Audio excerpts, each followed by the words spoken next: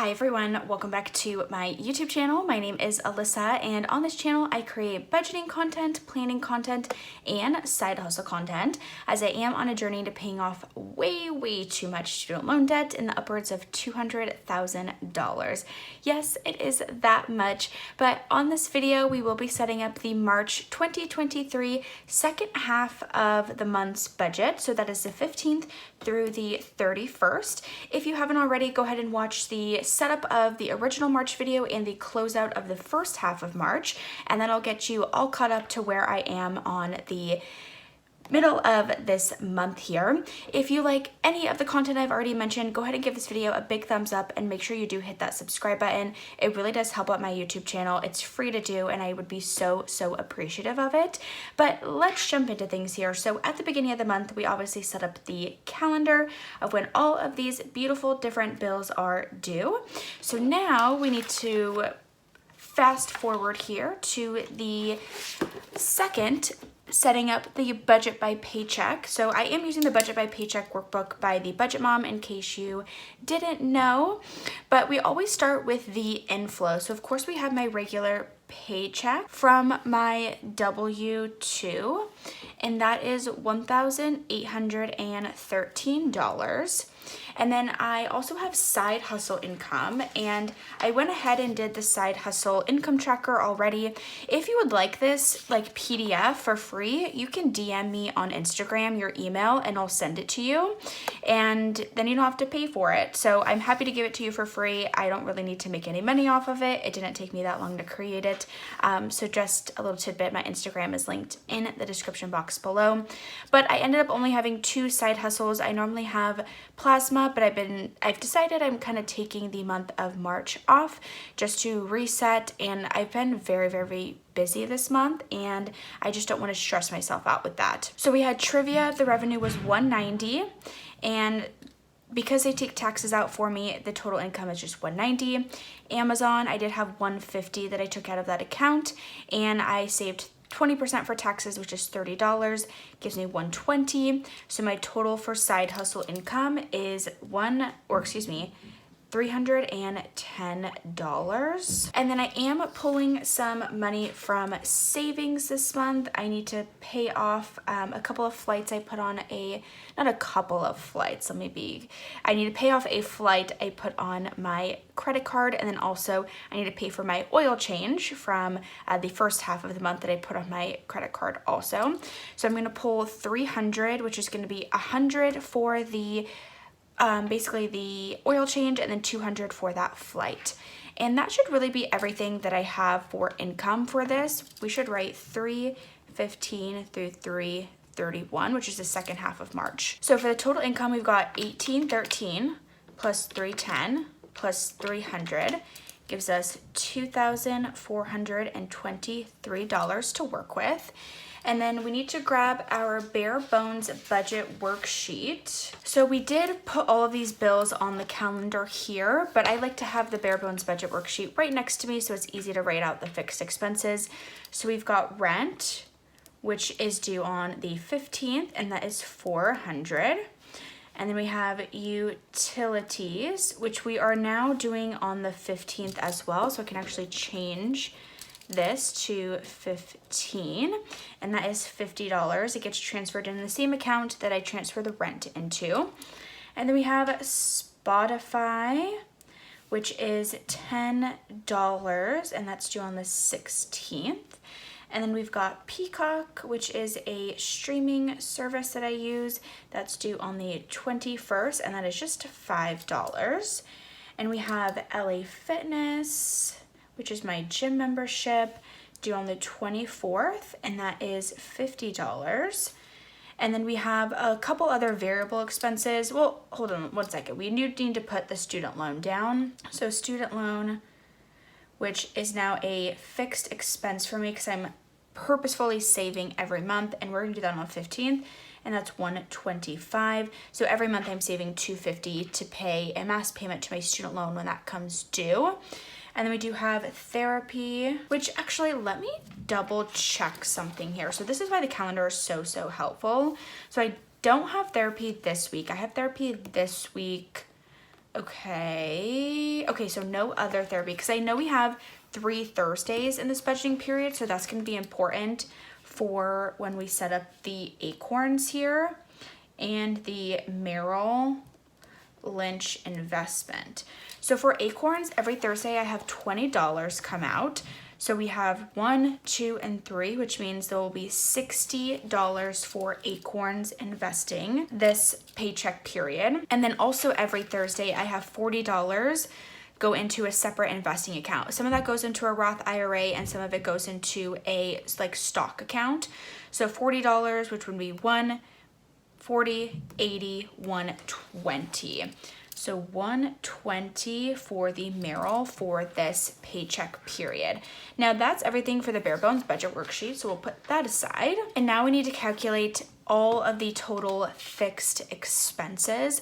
So we've got 400 plus 50 plus 10 plus 5 plus 50 plus 125 plus 25 plus 60 plus 120 gives us $845. Now we need to take the 2,423, which is the total income, subtract that by the 845, gives us $1,578 left over for the rest of the month, which would be variable expenses, sinking funds, extra debt, and extra savings. So for variable expenses, we of course have grocery, which with the grocery prices these days, you guys, and because it feels like there's almost 3 weeks in this budgeting period, I'm going to budget about 100 for groceries, which is pretty good. I think I can stick to that. And then we have eating out. I have a lot happening these few weeks that I just know I'm going to be eating out a lot. So I'd rather have the budget for it than have to, put it on a credit card or get into other variable expenses. So I'm going to budget 150 for eating out. It's so crazy, you guys. When I close out my expense checkers at the end of every paycheck period, I'm like, how did I spend that much on eating out? And it's like, okay, I spent $40 for dinner one night, $10 here, $10 for coffee, $30 for another meal, because it's so expensive when you get an entree and a drink that it just gets so expensive. And then when you add on the tip too, because I'm a great tipper, it just gets expensive. So eating out, that's my little tangent there, 150. Then we have gas and car. I'm going to put 175. So 75 for gas and the 100 that I've pulled from savings that we will use to we'll pay it towards the Alaska card, but it's going to be accounted as a gas and car expense. And then we have additional investments. This is the roundup on my Acorns account. So I'm actually going to budget $50 for that because there is like 3 weeks worth of stuff happening. And then we have fun and entertainment, which again, a lot of stuff happening these couple of weeks. So I'd rather be over budget for it than be under budget for it. So I'm going to budget 150 for that as well. Holiday, let's see, is 0. Self-care, we will budget our normal $50 for the nails. And then we have miscellaneous. I don't really have much going on for miscellaneous, so I'm not going to budget anything for that. Travel and vacation. Also, I guess I need to budget. I'm just going to put the 200 towards that. That's what I'm going to do because I don't really have anything for travel and vacation. And then we have pets for my cat, $35. So we need to add up all the variable expenses. We've got 100 plus 150 plus 175 plus 50 plus 150 plus 50 plus 35 gives us $710. Now we take the 1,578 minus the 710, gives us $868 left over. Now, if you've been following my channel for a little bit, you know that all of my side hustle income this year is going towards some type of savings sinking fund account. So because I didn't have as much side hustle income as I typically do, I'm only going to put the $310 towards these sinking funds. So my end goal here is to have the sinking funds total at $310. So we need to say for a typical, reoccurring sinking funds, we've got Christmas, which I'm going to put $50 towards.